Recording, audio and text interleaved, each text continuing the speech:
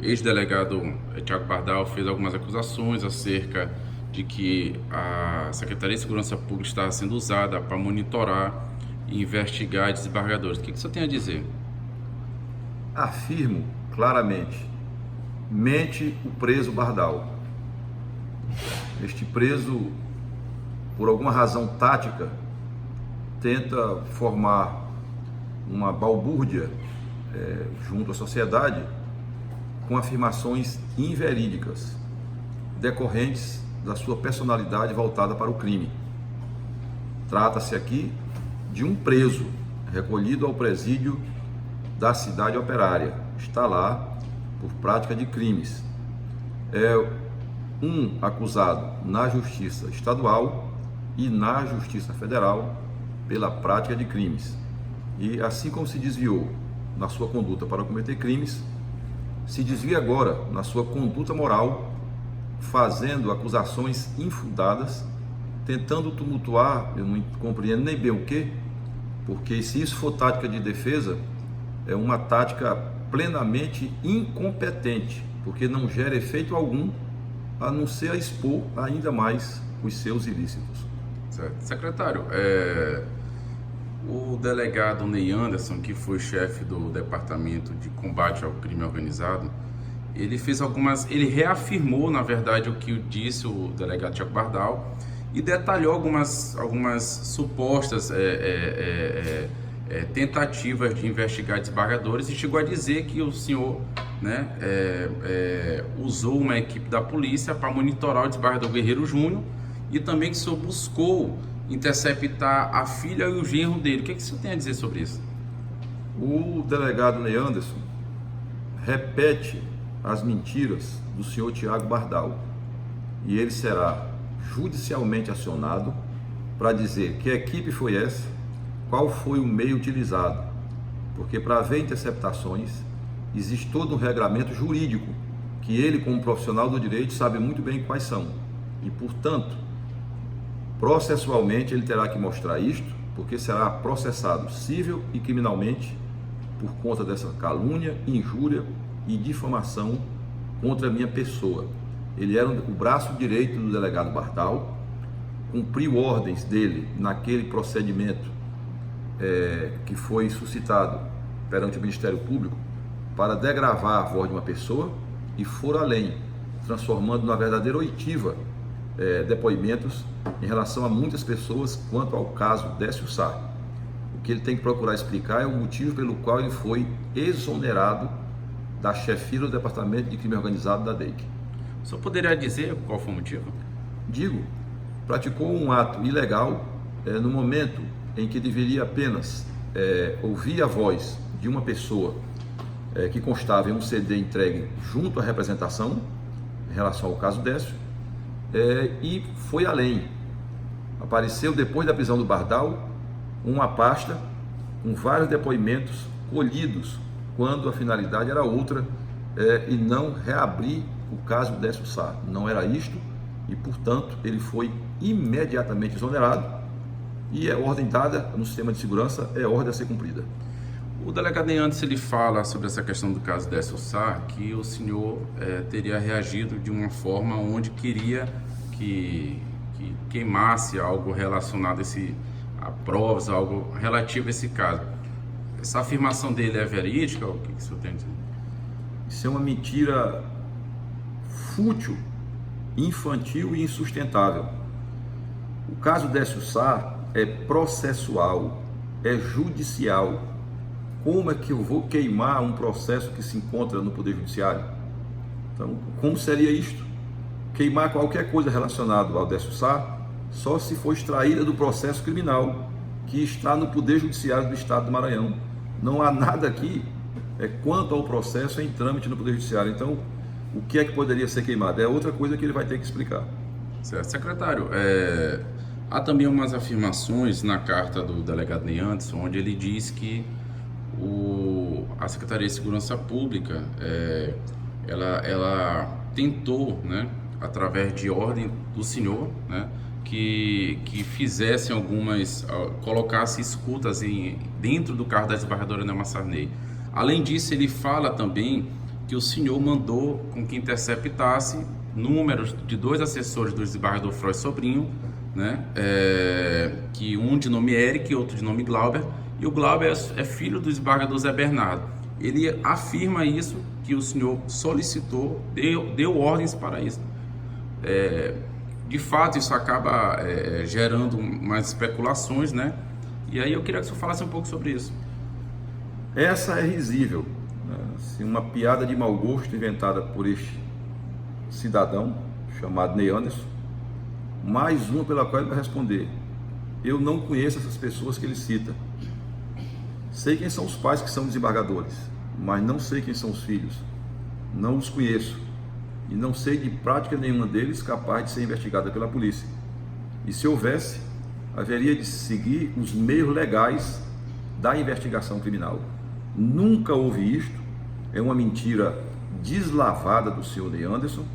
E eu não sei qual o teor da mentalidade dele ao produzir uma calúnia como esta. Nunca houve, e é insustentável se produzir ilegalmente interceptações telefônicas de pessoas, porque tem todo um regramento legal que ele, como delegado, sabe muito bem qual é. Não houve isto. Ele também afirma que houve interceptações, que eu até repeti há pouco, tentativa de interceptar a filha e o genro do desembargador Guerreiro. E a gente fez contato com o genro do desembargador Guerreiro, Marcelo, do qual afirmou que realmente ele percebeu que tinha algumas pessoas descaracterizadas, como se fossem policiais, seguindo ele no período que o agiota Pacovan estava preso, e o genro dele, o desembargador Guerreiro, era o plantonista. Ele também ele diz que foi seguido e chegou até a comentar aqui na SEC. A polícia é usada para isso? Não, para investigar pessoas? A polícia não é usada. A polícia tem a missão constitucional de investigar a autoria de crimes e prender criminosos. Ponto. Mais nada. A polícia não pode ser usada para coisa nenhuma. Ela tem que cumprir a sua missão constitucional de polícia judiciária. Investigar as infrações criminais e capturar autores de delitos. E mais nada. Fora isto, qualquer coisa será ilegal e, portanto, não haverá ordem para tal. Se essa pessoa que você cita diz que tem isso, ela deve ter registrado algum boletim de ocorrência, e se tiver registrado, será objeto de apuração. Não tenho conhecimento que tenha havido tal registro, mas se houver, será apurado. É um direito dela, de se achar que houve isso, registrar e pedir investigação também sobre isso. Não tenho conhecimento e não sei se foi ou se não foi, porque da minha parte não houve ordem alguma para isto, e não sei se houve ordem em algum tempo para isto. Você está dizendo que a pessoa lhe disse.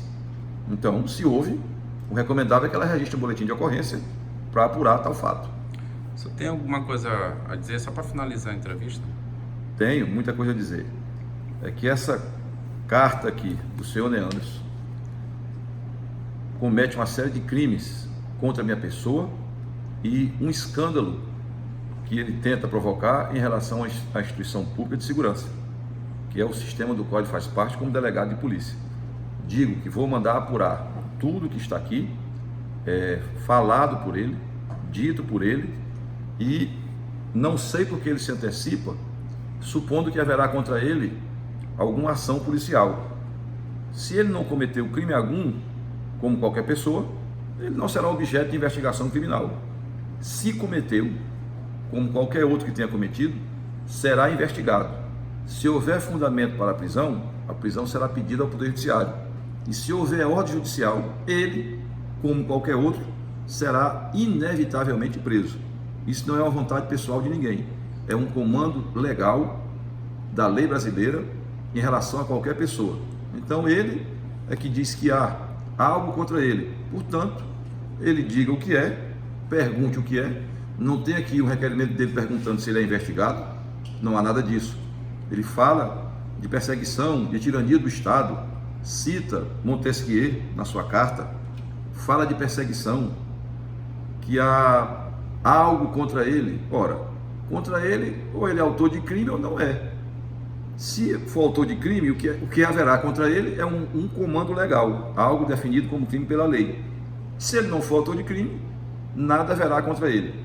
Eu só lhe digo que no momento ele está afastado da sua atividade policial por um atestado médico por problemas psiquiátricos, que eu não sou médico, não sei a intensidade disto.